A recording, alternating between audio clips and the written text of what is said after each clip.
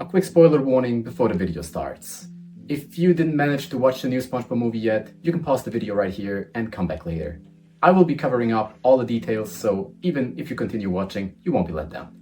Now, let's get started. Spongebob Squarepants is a series that is famous for its inconsistencies. From characters like the Old Man Jenkins to King Neptune being changed through the series, the show has never been super strict with its own continuity. Over time, this has naturally led to a lot of fan theories and curiosity about why things don't always line up. Of course, the main audience is children, so sometimes details are rushed or just not seen as important. Recently, I watched the new SpongeBob movie, Pirates Ahoy, with a few friends, and I noticed quite a few things. Easter eggs, callbacks, but also some pretty big inconsistencies, just like we're used to with the SpongeBob movies. But before we go any deeper, here's a quick rundown of the movie for anyone who hasn't seen it, but yet decided to keep watching this video. The movie starts with SpongeBob waking up celebrating that he's finally taller, specifically 36 kilometers tall.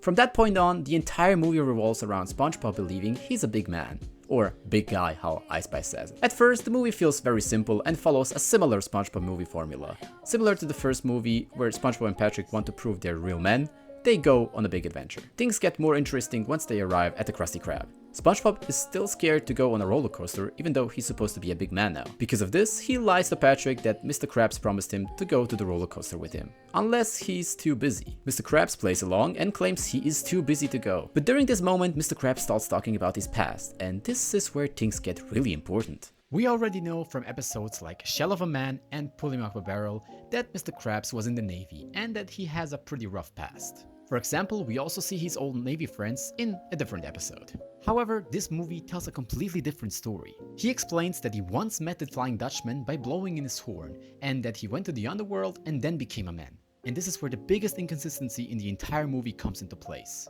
If you remember one of the first SpongeBob episodes, Scaredy Pants, you will know that the Flying Dutchman is something like an urban legend in Bikini Bottom. He even appears during the end of the episodes, or in another episode, Mr. Krabs sells SpongeBob's soul for a whopping 62 cents, which also implies he already was there once. And it also seemed like Mr. Krabs met him there for the first time because he was really scared of him. But in the movie, SpongeBob and Patrick also summon the Flying Dutchman and meet him for the first time because they want to be a man just like Mr. Krabs did. It is here where we find out that the Flying Dutchman is cursed to wander the seas. We don't really know where the curse comes from, but we do know that it can be lifted. He needs a true soul to complete a few challenges, and then he will be human again. And I think you can see where the movie goes from here. The Flying Dutchman tries to convince SpongeBob to complete all of the challenges so he can be human again. And it works out. He becomes a human again, and SpongeBob becomes a ghost. But it wouldn't be a kids movie if there wasn't for a happy end, so I guess the Flying Dutchman becomes a ghost again and SpongeBob becomes normal. So the movie ends with his horn or something just getting broken and the curse is lifted. What really matters here is how the Flying Dutchman is portrayed. According to the movie, this is the first time SpongeBob ever met him, which implies that the movie doesn't fully follow the show's canon. That also means moments like Mr. Krabs selling SpongeBob's soul for a whopping 62 cents are treated as things that never happened. However, the movie does give us something interesting: Davy Jones' locker.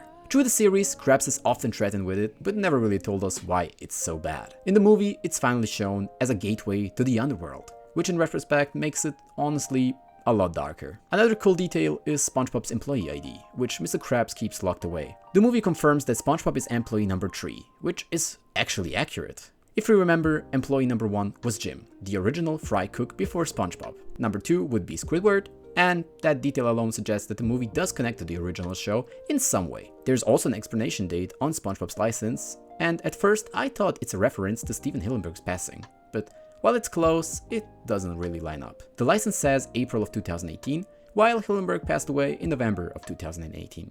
So maybe it's just a random date. If you know more about this, let me know in the comments. But perhaps the biggest inconsistency of them all is how the characters are written. Mr. Krabs feels completely out of character. Instead of being greedy and selfish, he's portrayed as protective and fatherly.